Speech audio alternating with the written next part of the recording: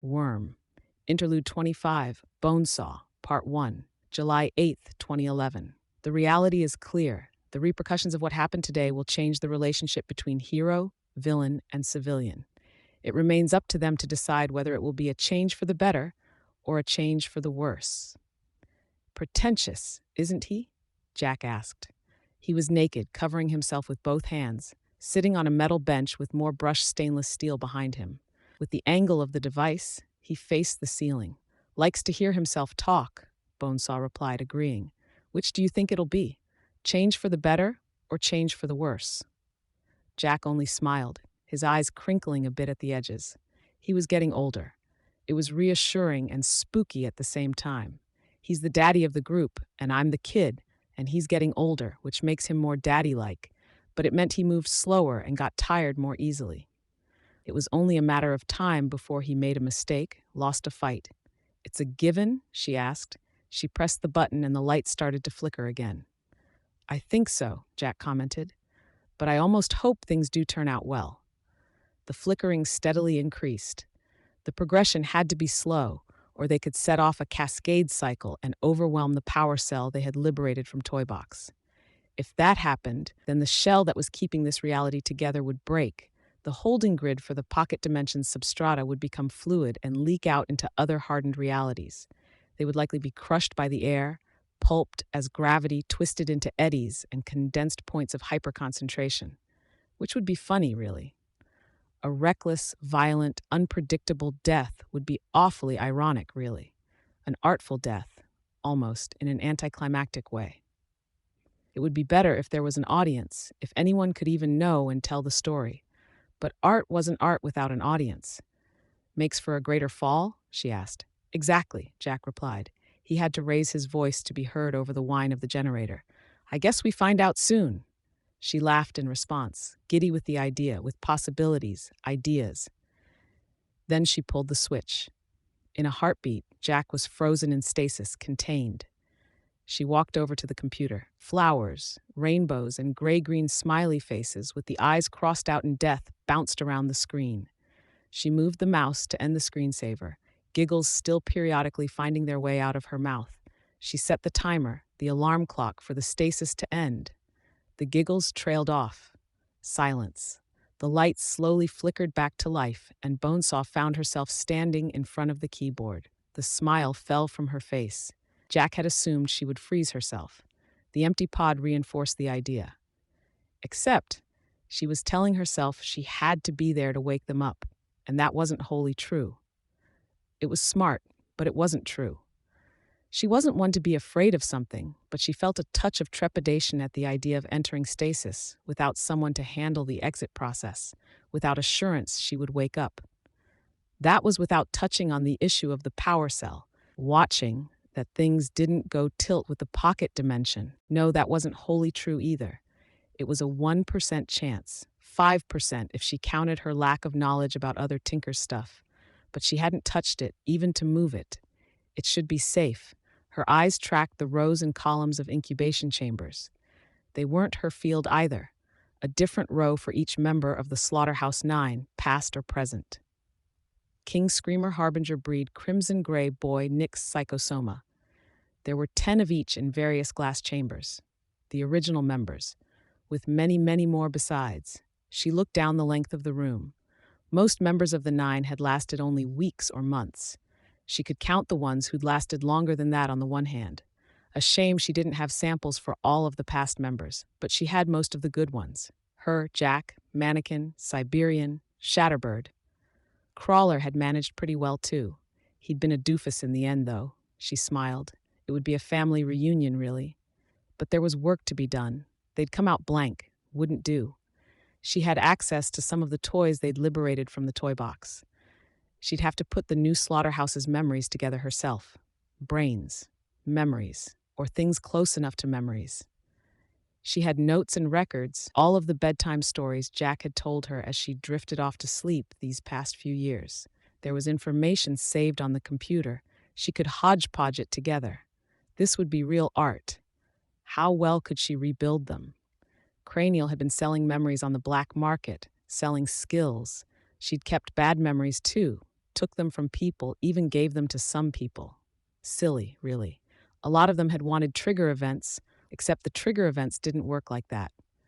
This computer was only an access point. The other computers took up vast amounts of space, out of sight, out of mind. If something failed, she'd have to go fix it, but she would spend most of her time here, surrounded by her family, some she'd never met. Mannequin had lost his wife and children in a Simurgh attack.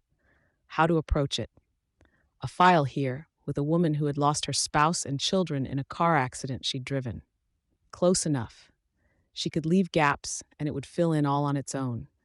Build it all on a foundation of an academic background, a doctor with confidence to spare, an architect in the same vein, a celebrity singer who'd come in wanting inspiration at the press of a button, run everything in parallel, with the ideas of the former two and the experience of the other.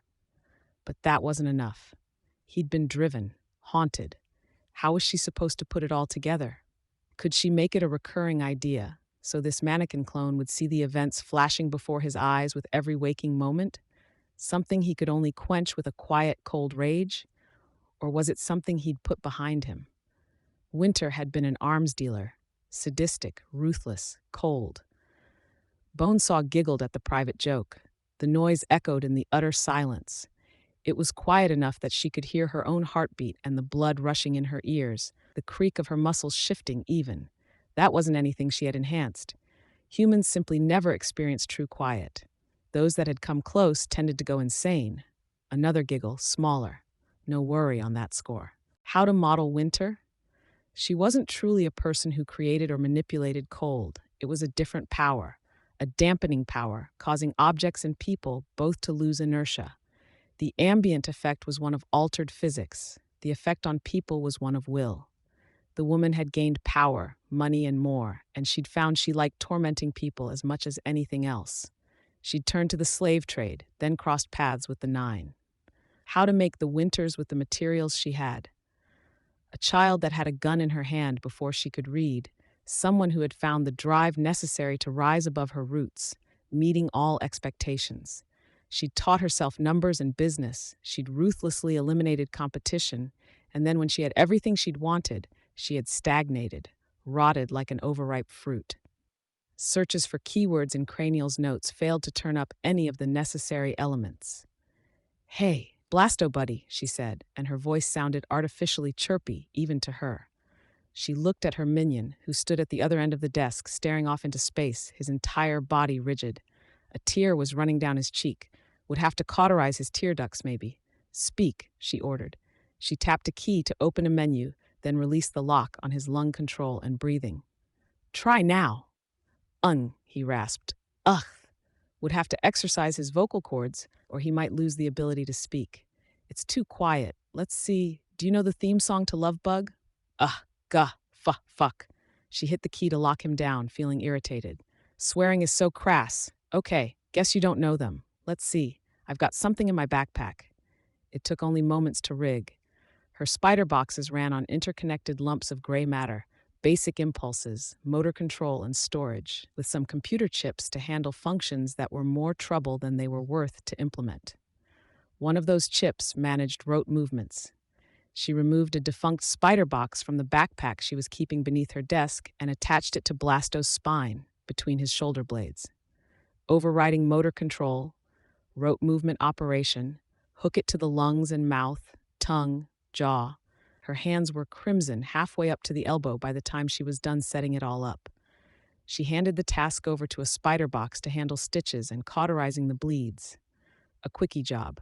Would be better with a real eyeball, but she'd settle for a camera. She set a video to play. Furry cartoon bugs with hearts, peace symbols, and other icons on their backs began to dance with cartoon children. "Love bug, love hug. A, B, C, D. There they are, coming to say hi." Love bugs are here. No need to cry. When you're feeling lonely, when you're alone, who can you count on to be in the zone? "Get a love bug, love hug," Bonesaw sang along, pulling up a chair. She used a pencil to press the buttons on the keyboard so she didn't get it mucky. Few things were quite as fun as letting the blood dry and then peeling it all off in one congealed strip. Behind her, Blasto watched the video. She set it to repeat, and the bug box kicked in the second time around. Blasto's reedy voice sang along. It was so pathetic and mournful that she laughed aloud. Better give him some exercise, too. By the time the fourth repeat had finished, he was all set up. He started dancing along with the fifth, mimicking characters on the screen. Each repeat would be a little more precise, as the camera captured the necessary elements. There, something to occupy herself with for the next year and a half. Worm, Interlude 25, Bonesaw, Part 2, September 28, 2011. I'm going to take over the world. Wonderful, Bonesaw commented, feigning a cultured voice. More tea? Tea, yes. Obey, serve me. Give me tea. Bonesaw dutifully poured a beakerful of hot water into the cup, then set a spoon by the saucer. No milk, you're sure? Milk is for weaklings and children. I'll drink it black, Damsel said. We are children, Damsel. A biologically 7-year-old damsel of distress glared across the table at Bonesaw as she took a sip, then had to momentarily steel herself to keep from making a face. Her face was gaunt, but that was her natural appearance. Her pale blue eyes deep set, platinum blonde hair simultaneously fine and thick, matted together. The chemical stew the clones were growing in didn't make for typical-looking hair growth. I could end you for that insult. Yes, Bonesaw said. But then you wouldn't have anybody to pour you tea. This tea is too hot anyways. I'll strive to do better, Bonesaw said. World domination, Sounds like a bother. It's my natural place. Maybe, Bonesaw said. Well, I don't envy you. You'll need to hurry too. World's going to end soon, I think. I'll rule the ashes. I see. That's even harder, isn't it? If there's no way to communicate, then how do you manage it all? There won't be phones or internet after everything else is gone. Damsel's forehead furrowed in concern. I'll delegate. Can you trust the people you delegate to? No, I trust nobody. Well, Bonesaw said, pausing as she took a sip of tea. That's a problem. Yes, Damsel agreed. She swayed in her seat for a moment, then gripped the table with foot-long clawed fingers to steady herself. Bonesaw's design replacing the skeletal structure, a way to channel Damsel's power and, if needed, briefly shut it off. I put a little something in your tea to help you sleep, Bonesaw commented. Best to see you off to bed. I'm not sleepy? You're going to faceplant in your tea. Damsel's confusion became a swift, violent anger. You poisoned me, wretch. Yes, I thought you didn't trust anyone. What a shame that you couldn't be constructive in that distrust, Bonesaw said. She stood and walked around the table, then took the little girl's hand, leading her back to the incubation chamber. The girl obeyed, though she spat epithets. I'll flay your skin from your bones, irrevocably destroy everything you cherish, Damsel said, her voice fainter. You'll cry your rage to the heavens until your torment subsumes everything.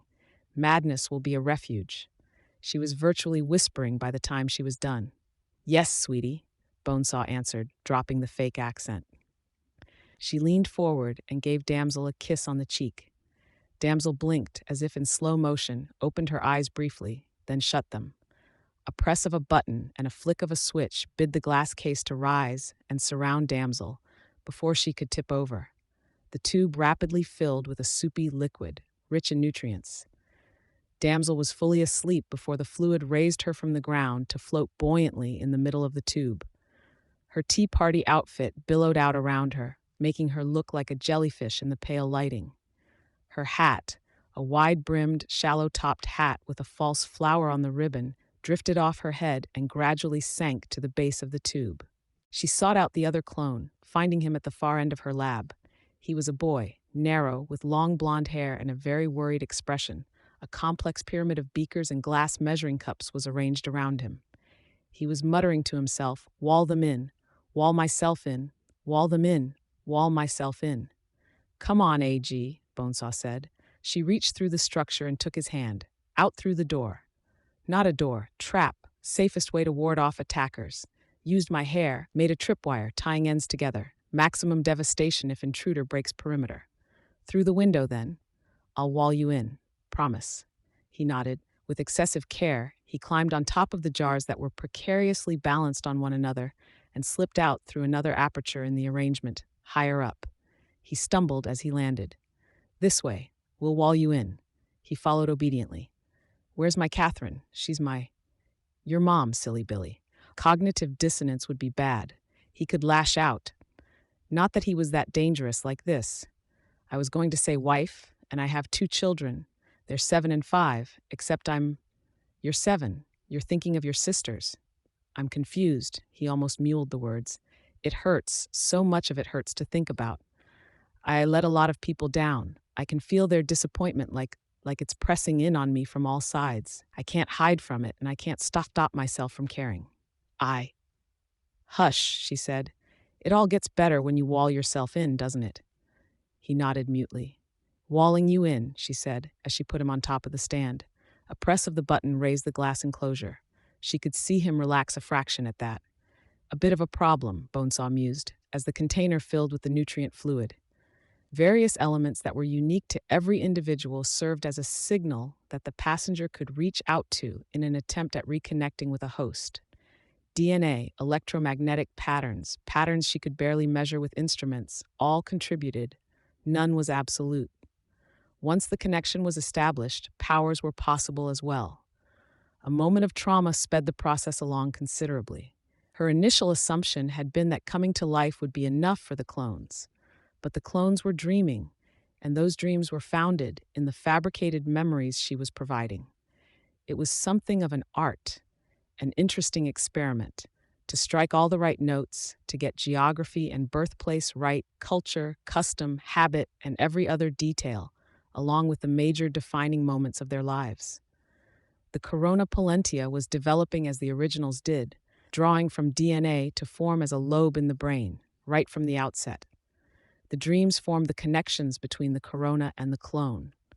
The bonds were forming too quickly and easily. It was interfering with the cloning process, as the passenger's typically indistinct and subtle influence on the subject was becoming rather dramatic. The brain was too pliable, while the clones were in their formative ages, the passenger too insistent. She'd have to scrap everything, wipe them clean, grow a new batch of clones, nearly 3 weeks of work down the drain. Already, she was figuring out how to solve the problem. She'd have to stagger it, introduce memories in phases, starting with earliest and working her way forward. Maybe it would be easier, organized. She could consider each member of the 9 in turn and decide if they had been treated well as babies, if their home and school lives were comfortable. That would be a yes for someone like Mannequin, less so for Ned, for Crawler. She typed on the computer for a minute. Special disposal procedures for Crawler. The rest could be boiled to death. She watched until the bubbles started to rise. 1 or 2 woke. It didn't matter. She returned to her makeshift bedroom. There hadn't been a mattress, so she'd made a hammock instead. Blasto lay on the floor. His voice was barely audible. He couldn't stand, and his attempts at trying to dance were scraping his arms against the floor. Bug, hug, IJKL. Forgot to turn the music off, she said. She found the smartphone and switched off the music. Have a bit of an errand. Sleep for now. I'll patch you up when I get back. Her hair dyed black.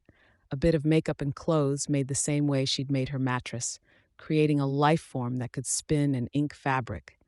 A touch rough spun, but it would do. She found the remote and hit the button.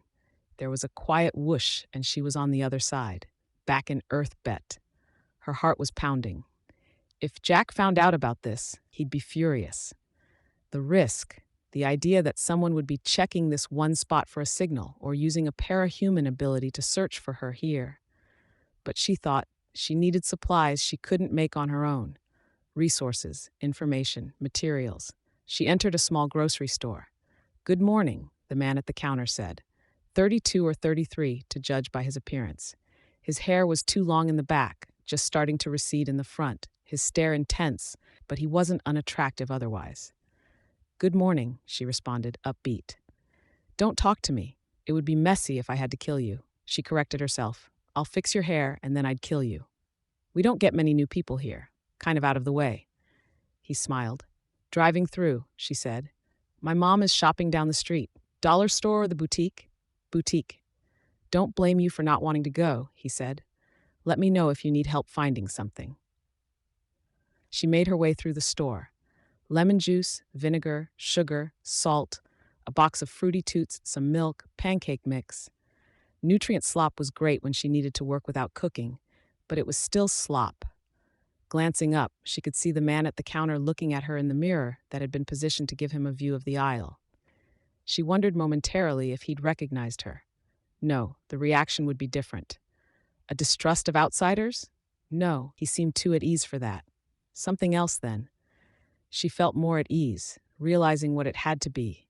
She deposited the things on the counter, then paid.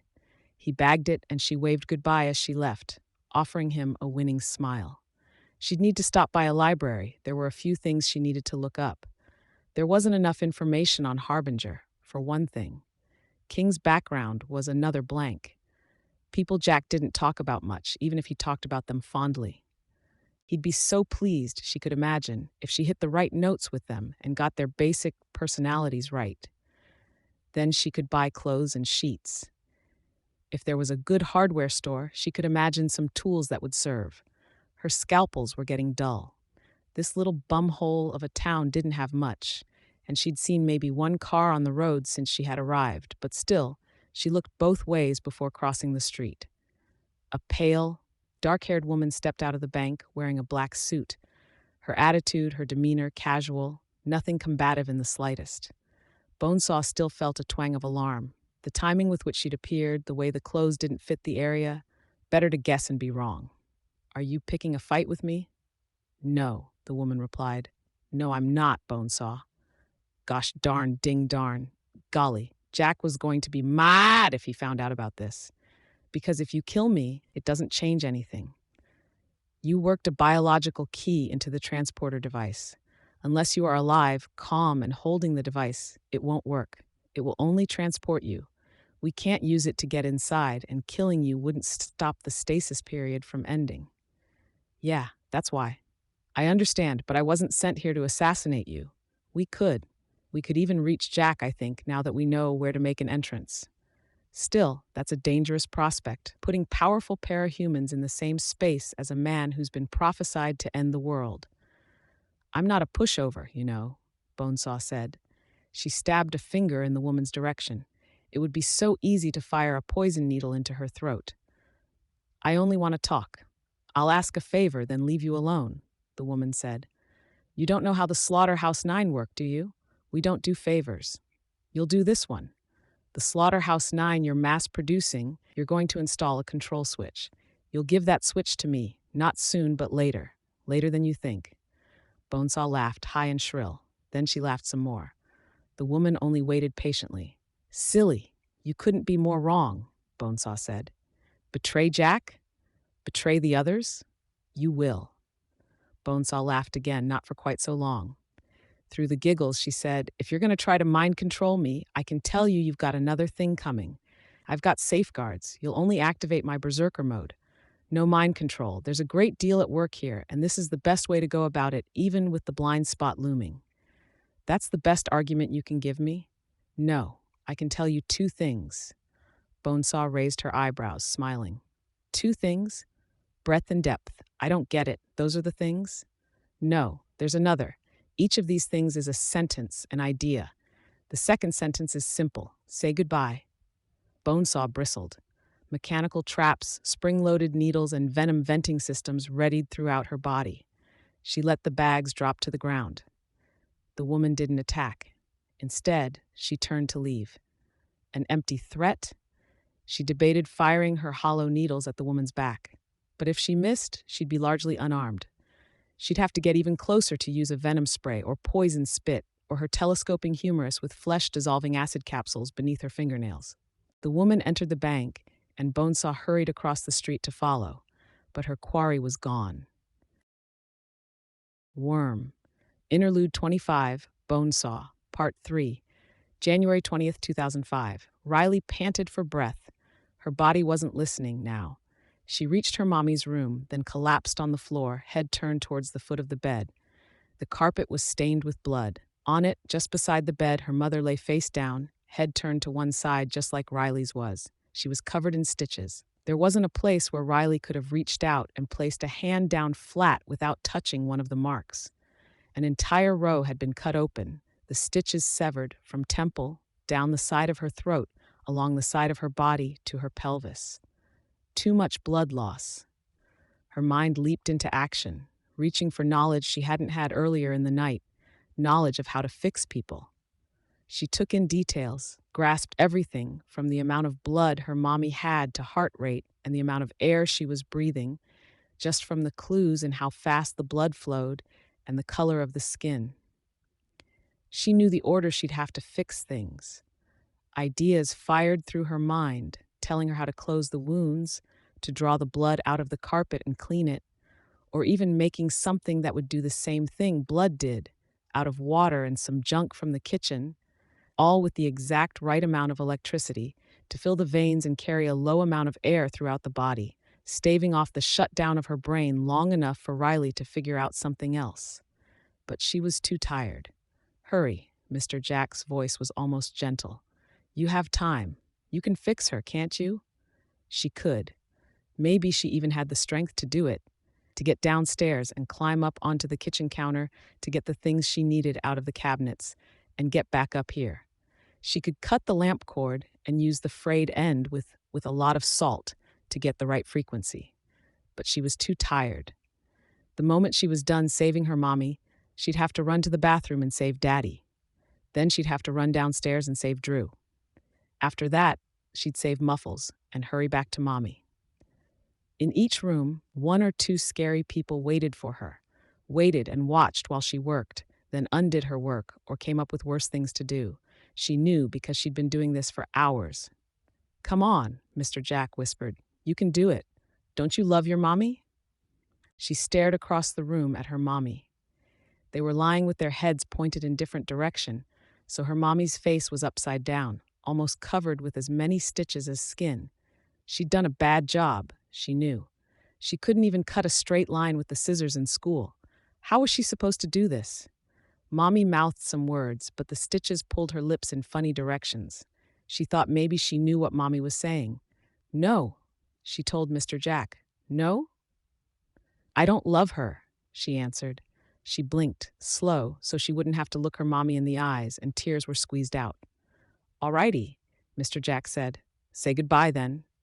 "Say goodbye. Goodbye, Mommy," Riley said obediently. Silent, her mom mouthed a reply. It took a long time, a long, long time, watching the blood volume tick down, seeing how the breathing rate changed and the heartbeat slowed, knowing how the brain would be affected, knowing what the organs were doing, and the order they were shutting down. At some point, it ceased to be Mommy, became something else. A moment when her mommy became only a dying thing, a machine of flesh and blood that was winding down. It was easier. Didn't make her chest hurt as much. Lips that had been fixed up with imperfect stitches mouthed one final sentence. "There we go," Mr. Jack whispered. "There, that's it." For a little while longer, the three of them rested on the floor of the room. Mr. Jack, Riley, and her mommy. Others appeared in the doorway, casting the room in shadow. "She done?" "She's done," Mr. Jack said, standing. He stretched. "As for what we do with her, He broke off as the clown in the hallway laughed, an eerie, offbeat sound that seemed to be missing something most laughs had. It seemed to take Jack a moment to gather why the clown had laughed. When he looked down, Riley was looking up at him, smiling. It was a forced expression. "What's this?" Jack asked. He smiled back. "Something funny?" "No, I wanted to smile." "Well," he said, "me too. Let's smile together." She looked momentarily uncertain, but kept the strained smile in place. "Yes, come with us. We'll keep you safe." She didn't want to. She wanted nothing less, but she had nowhere else to go. "Yes, please," she said. That sounds nice." Her mother's final words rang through Riley's head, the last words she'd before she had become a machine that had stopped working. Be a good girl. She'd be good. She'd be polite and cheerful, and she'd do her chores, and she would mind her manners, and she'd eat all of her dinner, and she'd keep her hair nice, and she wouldn't swear, and... Worm, Interlude 25, Bonesaw, Part 4, November 15th, 2011. She woke from a nightmare that was becoming all too familiar. Usually it was only a few times a week, fragments. Now it was more distinct, more cohesive. She didn't like it. As was her habit, she reached across the bed, holding her companion close. Not enough, not warm enough, not responsive, not caring. He wasn't family. She pushed her covers away, annoyed. Blasto lay there, unmoving. "Up," she said. The hardware worked throughout his body, bid him to move. She stared at him, unfamiliar feelings warring inside her. The dream was fresh in her mind, and she couldn't banish it, just like she hadn't been able to banish it yesterday, or the day before, or the day before that. It was just a little harder every day. She felt a flare of anger, but pasted a smile on her face instead. Think happy. Be good, she thought, and the thought was too close to an idea in her dream. It had the opposite effect, dashed her resolve to the wind. She was left only with a mingled sense of unease and frustration.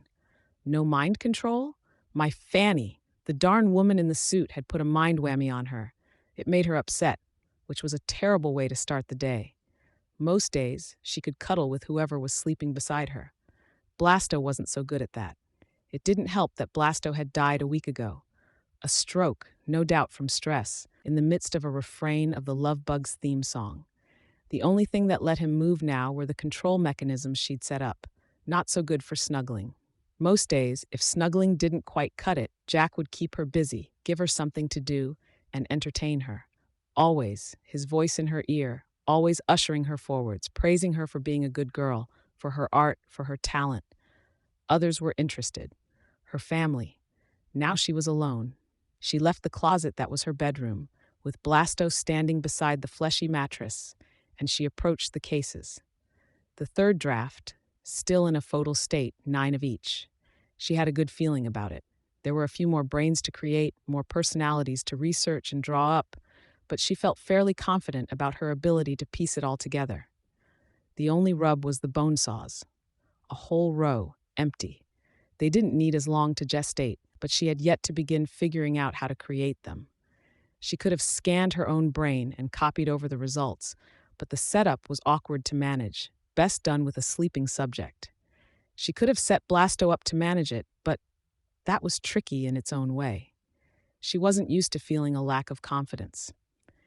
The thing about art was that one could create anything, could incorporate mistakes. But art needed an audience, and she had none here.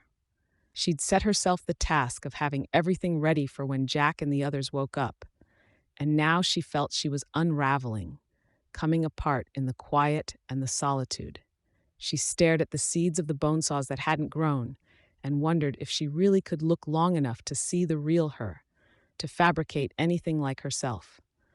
Her test runs with the others had all worked. They were close enough to feel familiar, even if little details were off. Their personalities, their approaches, all would be close enough. Here and there, she'd fixed things, corrected the most detrimental personality traits that had been turned against them, and allowed them to be captured or killed. Sighing, she turned away. She took the time to dress in the clothes she'd bought, and then used the remote to teleport to Earthbet. "Our regular is back," the man at the counter said. "You get out a lot with that homeschooling." "Yeah," she said. She folded her hands on the edge of the counter and rested her chin on them. "Your haircut looks good, Eli." "Thank you," he said. He looked genuinely embarrassed. She smiled a little at that. "See any good movies lately?" she asked. "You like horror movies, right?" "The Darkness. You'd like it. It comes from a good pedigree. It's about a mafia." A woman entered the store, and Eli jumped as though he'd been caught doing something wrong.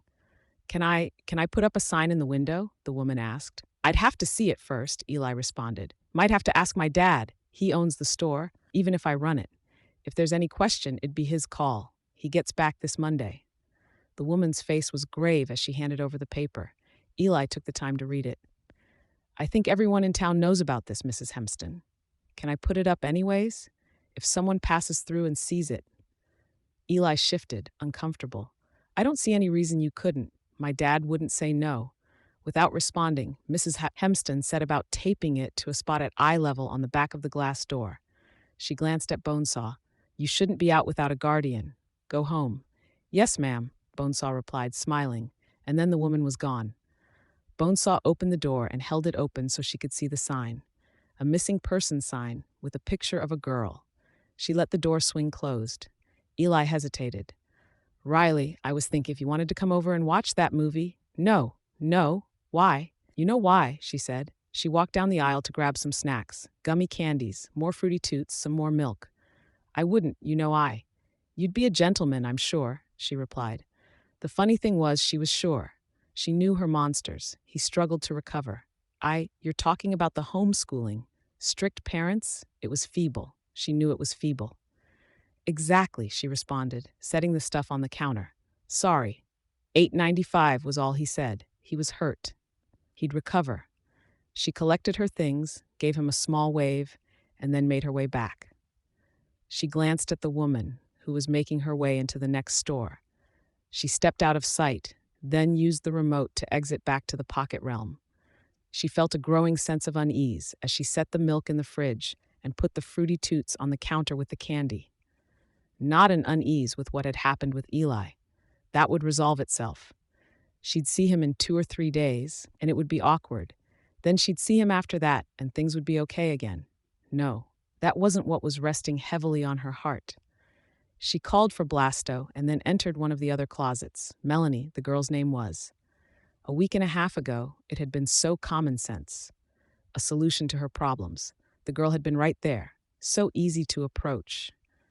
A tranquilizer shot to the neck, calculated on the fly to fit with body weight and overall health. Recalibrating the teleporting remote with the unconscious girl in the back lot had been a little riskier, but it was a quiet town. Bonesaw had found herself busy enough that the girl could be left here, an IV in her neck, catheter and poop tube inserted. Now that she had free time, she could handle the winter issue. She needed a child soldier. This was a way to make one. To insert the wartime memories from Cranial's database into the girl, let it steep, then harvest the results. The rest could be tweaked, rebalanced, fixed, and there again that unease. She couldn't think of her mother's face, only stitches. Her father she hadn't even seen. His face was a vague idea in her head, a few isolated features with nothing to bind them together. Yet when she tried to visualize herself going ahead with it, it was Eli's face that intruded. Disappointed, confused. Eli and Mrs. Hemston both, now. The girl was meat. A tool, a collection of resources to be taken apart and put together in a different configuration. A machine. Any number of things, but not a person. But the people from the periphery of the girl's life, they were harder to compartmentalize. Distant. They weren't at arm's reach to use as resources. An emotional factor. Darn it, she thought. She'd stopped talking to herself after she'd gotten in the habit and weirded Eli out. She turned her attention to the computer, crossing the room. Need a distraction, except it backfired. She thought of the woman in the suit and the statement. Breadth and depth. As things tended to do, a connection drew across her mind's eye. All of the problems at hand, the challenges, dealing with the clones, figuring out how to program them. The first batch had failed because they were too young, and the connection with the passenger had become too broad, consuming too much of their personality, leaving room for little growth as a human being. Things were missing, other things bloated or exaggerated as the passenger needed. Jack had a different kind of connection, a deep connection. He was in alignment with the particular nature of his passenger. The passengers naturally sought conflict, and Jack had fed that need from very early on, and he had sustained it for years. The line between the two was so thin as to be impossible to mark, but Jack's personality remained his own. Altered, but not subsumed. And Bonesaw, well, she was talented. There was little doubt her passenger fed her a great amount of detail. But what kind of connection was it? Darn mind whammies. Darn it, drat, gosh, golly, fuck. She stared down at her hands, splayed and resting on either side of the keyboard. What kind of connection was it? Young age? Check. That had meant breadth for the others. Fed by conflict? Check. Depth, if the single data point that was Jack was any indication. How much of me is me? She stared at the backs of her hands. What difference does it make? It wasn't a rhetorical question. There was a difference. It did matter in the grand scheme of things. She just wasn't sure what that difference was, how it mattered. She hadn't had to make many of her own decisions before. Or, it was better to say, she hadn't had to make important ones. There was a security in being with Jack, because it meant she didn't have to face this sort of thing. One comment, and the question was decided. She turned to look at Melanie. The girl was her age. Odd to think about. The girl had seen her face. She couldn't trust her ability to erase memories, not without test subjects, which was a new set of risks, a new set of problems. It would only compound the problem she was trying to solve. She wasn't used to thinking like this, considering ways to minimize chaos. Couldn't trust that she'd scrub the right memory. It wasn't her tinker tech. Couldn't trust that she could overwrite the memories either. Inserting memories, yes, but the brain was a funny thing. Again, it wasn't her tinker tech. Going ahead would be safest. She thought of Eli. A friend, not family, like the nine had become, but a friend. She thought of the effect of the passenger on her personality. Was the art hers, or did it belong to it? Her sense of family among the other nine, again, who did it belong to? She bit a thumbnail, cut deep into the material with the special cutting materials she'd laced her incisors with, and then tore the end off in one swift motion. The quick of her nail started bleeding. The pain gave her clarity. Maybe the family thing was the passengers. Maybe the art was too. But Eli? It wasn't perfect. It wasn't normal. But if the passenger had never made contact, and she'd still lived a life a little like the one she lived now, she could see herself being Eli's friend. That in mind, she made her decision. Worm, Interlude 25, Bonesaw, Part 5, November 12th, 2012. She shifted her weight from foot to foot. A lot of time alone, a lot of time to think. Every decision now was made on a fulcrum. Was she acting as Riley or as Bonesaw? It wasn't a hard decision. In a way, she'd imagined she'd always make it. But it, like every other call, had to be carefully measured. First menstruation, check. Might as well get it over with. She made notes on the computer.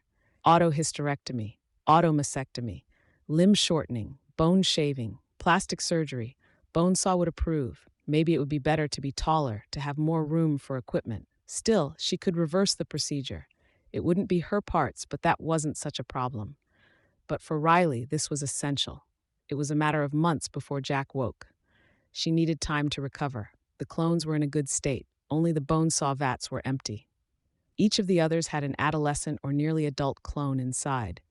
A month or two before the others woke from cryostasis, she'd start doing the surgeries, adding the augments, combining a handful of them together. She laid out everything on the table next to her: scalpels, blood bags, IV drips, screwdrivers, wire, staple, cauterizing gun, hammer, stapler, a mix and match. She hefted the Bonesaw and frowned a little. The word had taken on a different meaning for her in recent months. It had stopped being her name somewhere along the line, had become her passenger's. Anesthetic? No. She needed optimal awareness of her own body. Anything that dulled her senses would spoil that. She had the ability to switch off pain at will. She wouldn't use it. No, she wouldn't say she felt guilty about the things she'd done, but she recognized that she was broken, now. She recognized that maybe she should. A part of her wished she could reach inside and find that carefree perspective, the innocence she'd enjoyed. Another part of her was glad. Everything about herself was modifiable, reversible, pliable. Pieces in the machine. But this, she wasn't sure she could alter it, nor that she wanted to. This wouldn't be a penance. That would suggest penitence. But it'd be just as best as she could figure. She started cutting. Worm, Interlude 25, Bonesaw, Part 6. January 24th, 2013. The sign's down, she commented. Riley. Eli looked startled. He glanced back at his dad, who was stocking shelves. It's been a really long time. I was worried I said something. No, went to live with my dad, she said. The lie was smooth, effortless. She didn't even feel bad. You're back? Stopping by like the first time you saw me. He nodded, still a little stunned. They found the girl dead in the woods. Some dogs had chewed her up pretty badly. Oh, she responded. She'd practiced the look of concern in the mirror. Even now, she didn't really feel guilt, but nothing was reliable, like it once had been. I stopped in to say goodbye, Eli. Goodbye? He seemed more surprised than disappointed. Maybe he already said goodbye to me, she thought. She didn't feel hurt. Growing up with the Slaughterhouse Nine had numbed her in many respects.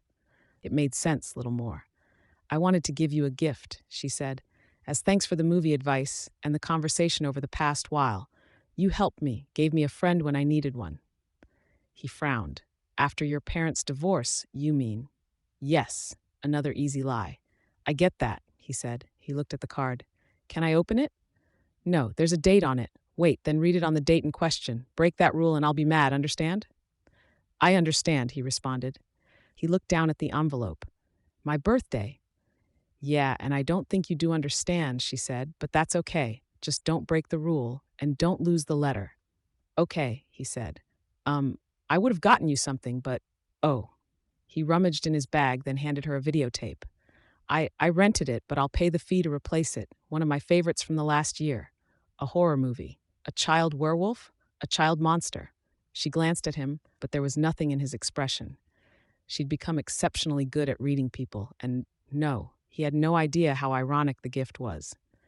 Thank you, she said, holding it to her stomach. It's probably okay if we just say hi and bye like usual, isn't it? Fitz? You look different, he blurted out the words, a non sequitur. She'd hoped the winter clothes would hide any of the reversions she'd made. You look good, he added. Be fucking good, Eli, she retorted, staring at him. Before, he might have protested, feigned confusion. He'd changed, much as she had. Now he only nodded a little. I will. Worm. Interlude 25, Bonesaw, Part 7. May 25th, 2013. She sat with her feet propped up on the table, a bowl of Fruity Toots on her stomach as the alarm went off. She felt a momentary sadness. She tapped her pinky with her thumb twice, and the embedded magnets noted the signal. She'd recorded her own brain activity and movements when contemplating the Bonesaw clones, and it was this that she drew on, manipulating her own body much as she had manipulated Blasto's. Her body language wasn't her own. Her smile, the way she walked, the gestures, all were fine-tuned to match the Bonesaw of before. Her height, too, had changed. She'd cut her hair to match, had downgraded her body so the last year and a half of development had never happened. It was the burning of a bridge, in a way. It would retard her growth in the future, and that would arouse suspicion. In a way, she couldn't carry on her relationship with the Nine. There would be too many tells, no time to herself to make changes in secret. The individual cases opened, and slowly but surely the members of the current Slaughterhouse Nine stepped out. Jack, Hookwolf, Skinslip, Night Hag. She could see the conscious effort on Jack's part to maintain his composure. He was barely able to stand, his eyes fixed on her. Somehow, she knew. She knew he knew. But that was no surprise. All she really needed was reasonable doubt. He would harbor suspicions, and he would pull something on her. Later, in the meantime, she'd have options. You're awake, he commented. And you're nude, she said, covering her eyes. Where are your manners? Like riding a bike, back to her old self, playing the role. I'll remedy that in an instant. Cereal? Made it myself. Took me a whole 3 hours to get it right. Felt like keeping busy. And the milk? Made it myself, she responded. She grinned, and the device took over, gave it that width, that guilelessness she couldn't manage on her own. I won't ask. My clothes? She pointed him in the direction of the closet where she'd placed all of the rough-spun uniforms, alongside the clothes Jack and the others had removed before stepping into the cryostasis chambers. He took a step, then stumbled. I'm not as coordinated as I should be, he said. Seems there's trouble with the recovery phase, Riley said. Be a month or two before you're on your feet. We have a schedule. I know, but I can't fix this. Not my stuff. He stared at her, brushed ice-crusted hair away from his face, but she wasn't lying. There was no falsehood to pick out. You could have woken us sooner. Nope, nope, she said. Would have mucked up the scheduling. Still, that penetrating stare. This was the make-or-break moment. Well, Jack said, smiling, unavoidable. We'll have to make it extra special. Triple special, she answered. Things have been interesting while we've been gone. Interesting? I'll show you later. And the clones? I was waiting for you to wake up before we greeted them. Good, Jack said. Excellent. She smiled wide as he turned, covering his bare rear end on his way to the closet, even as she felt coldness in her heart. Hookwolf, for his part, only drew blades around his body, forming into a giant metal form. She wondered if he looked a little introspective before his head was covered in the mass of shifting, scurrying hooks and needles. She chewed on her cereal and watched more of her movie. She did like it, after all. Eli had been right. She smiled, hiding the sense of loss as she deleted it from the system and cleaned up the evidence. One by one, the recently unfrozen members of the Nine rejoined them, dressed in their outfits and costumes. Jack gestured and she hit the key on the keyboard. Lights. Spotlights went on beneath each of the glass chambers. Drain. The fluids poured out, draining into the openings in the floor. Blurry figures became more distinct, marred only by the residual droplets clinging to the interior of each chamber. "You didn't do yours," Jack commented. "Didn't work out." "I see," he said. Every line of dialogue felt like a nail in the coffin. But that coffin wasn't a concern today or even tomorrow. For now, Jack needed her. For now, she had options. She smiled, wide, with a glee she didn't feel. The woman in the suit had options. She would come to Riley and claim the remote. Countless enemies would be mustering their forces, ready to deal with this. Eli had the letter. He'd find a plane ticket inside, along with an urging to leave and stay gone. To drive the point home, she'd revealed her identity. Yet Riley still felt a moment's doubt. Some rose from their knees. Others had managed to remain standing from the moments the fluid left the chambers. As they roused, powers flickered into action. Siberians flickered into being near the Mantons. 6 like the daughter, 3 more like Manton himself, all in black and white. Chuckles, tall, fat, with arms that zigzagged, her own addition. 31 elbows, and arms that dragged behind them as they moved. Here and there, one of them would twitch, a tick. The clown makeup was a series of scars, tattooed on. One activated his speedster abilities experimentally, crossing the room in a flash, nostalgic in a way. Chuckles had been around when she'd joined. Murder Rat. Not stapled together as the original had been. She'd taken the time to do it well. When membership had been down, Bonesaw had made Murder Rat as a created addition to the Slaughterhouse 9. She'd passed the tests, but degradation in mental and physical faculties over time had seen to her demotion. Winter, white-haired, with white irises edged in black, nude, her eyes peering. Madeline's eyes, Riley thought. Winter would need guns, of course. Crimson, Winter's brief-lived lover. Riley had taken the time to program their relationship into them. Crimson had been one of the first members in the group. Winter, one of the more recent ones to die. Winter had been followed by Hatchet Face, there he was, over there, 9 of them, and Hatchet Face had been followed by Cherish. 9 cherishes, gathering in a huddle. She'd forgotten to give them the tattoos. It didn't matter. A glance suggested they were discussing different ways to do their hair. The smile on her own face was so wide it hurt, but it wasn't her smile. King, tall and blonde, unabashed in his nudity. All 9 kings were broad-shouldered, each half a foot taller than Jack. Their interaction would be an interesting one. She'd wondered if she should program King with the knowledge that Jack had been the one to kill him, reconsidered. Oh, and there were others. Some were harder to recognize. 9 Alan Grahams, who lacked his armor. 9 Neds, narrow-shouldered and only 5.5 feet tall. When the others had done some damage and given him a chance to regenerate, he'd resemble his true self a little better. He'd be Crawler. And the last one? Jack pointed at the remaining chamber.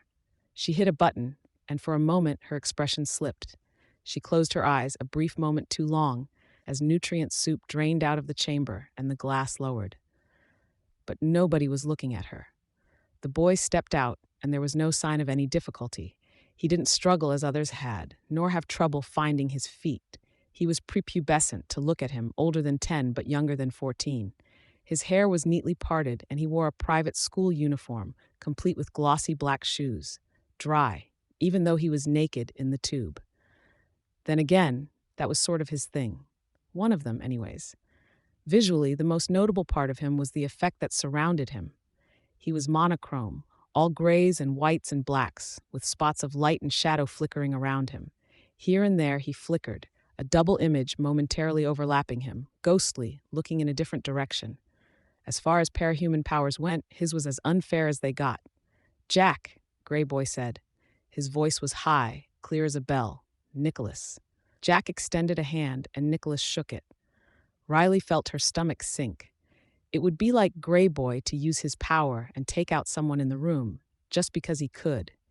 Jack had only wanted one, and the unspoken reality was that he only wanted one because he could only control one. If he wasn't going after Jack, then she was the only other person in the room without clones surrounding her. He approached her, his expression placid. For a brief moment, she felt stark fear. It was perhaps her salvation that the fear was buried under the expressions that her system pasted on her face. The false smile that spread across her face was the push she needed to hop down from her seat, approaching him. She leaned in close to kiss him on the cheeks, her hands on his shoulders, one leg cocking upward like she'd seen women in older films doing. "Little brother," she murmured. "Bonesaw," he said, voicing a name she hadn't programmed into him. His hand found hers, and he held it. She felt a chill. "We'll be inseparable, I think." "Inseparable," she answered, smiling falsely. The others from rows further down in the chamber slowly approached. She watched Jack taking it all in. 275 in all. 270 regulars, 5 special makes. Snowman, Nighty Night, Laugh Job, Tyrant, Spawner. The names had never been a strength of hers. "I've given you everything you want," she thought. "Now we see who comes out ahead. Succeed, and Bonesaw comes to the fore. Fail, and Riley wins." She wanted Riley to win, but that wasn't as simple as making a decision. She had to bury her life with the 9. Bury Jack and see him defeated. Grey Boy squeezed her hand. She would have jumped if her body language wasn't in the system's control. She looked at him, and he winked. Her expression hadn't wavered. She hadn't allowed herself the slightest tell, but somehow he fell in the same category as Jack. He knew. Staring out at the gathered crowd, Jack seemed to reach a conclusion. He glanced at her, as Grey Boy was doing. "Good," he said.